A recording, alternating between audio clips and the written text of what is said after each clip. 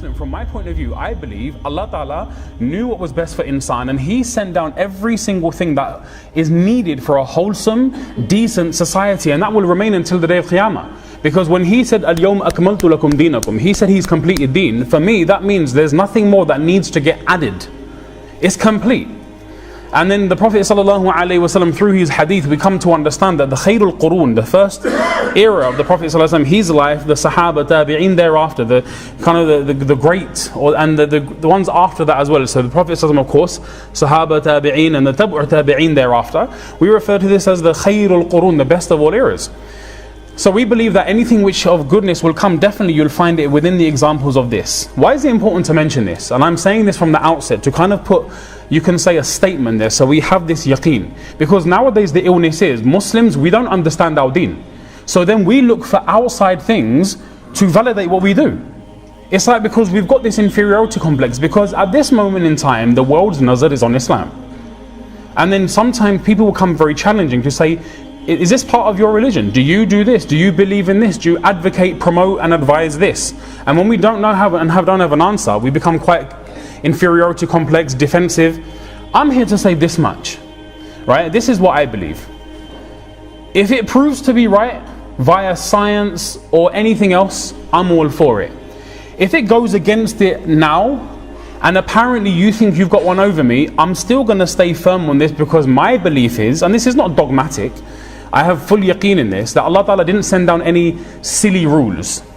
Okay? Allah Ta'ala didn't send down silly things. Because if you look at how, for example, everything makes rational sense. So when He says do something, if I can't physically prove that at this very moment in time, it doesn't mean I'm going to reject it because the Toms and Jones of society say that it's not compatible with what I believe. Okay, lakum dinukum waliya deen. Everything which I believe up until now, if it can be proven, all and good. And if it can't be, I guarantee a time will come where everything will become clear, because it came from that source, which is from Allah subhanahu wa ta'ala, and He knew what was best for each and every one of us. Well, actually, there's not a single member in the country where an Maulana, alim, scholar, imam, sheikh, whoever you want to call him, has not mentioned the fada'il and the virtues of fasting. Would you all agree? Was that a fair statement to say? Up and down the country, across the globe, you'll find every member, an alim has spoken about the virtue of fasting. And in that, I guarantee he said, fast on Mondays and Thursdays, it's the sunnah. People were thinking, yar, these Maulvis, bruv, they're just saying the same thing again and again. Na'uzubillah, some people look down upon it. That's all Maulvis talk about. It took, and forgive me, and I'm half English, so I can say this because he's half my bradri, right? But he's a half English guy, right? I'm not English, I'm half English. The full white guy came on GMTV. Was it GMTV or some show in the morning? And he promoted intermittent fasting. And he said, oh, Muhammad did this, sallallahu alaihi wasallam. And he wrote a book about intermittent fasting. And look at what Muslims did at that point in time. We didn't need next man from Cambridge, Oxford to validate our deen for us. The fact that it came from Allah, Allah's Rasul, khalas, that's sufficient for me.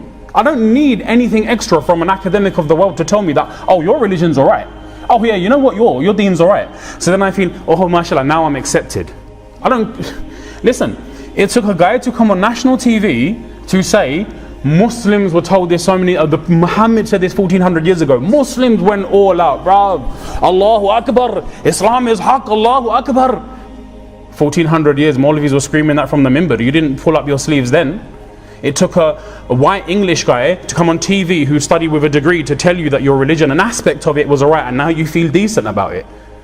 I'm sorry to say that may sound a bit crude to some people, but that's reality, because we've got an inferiority complex. So let's take this out of our minds.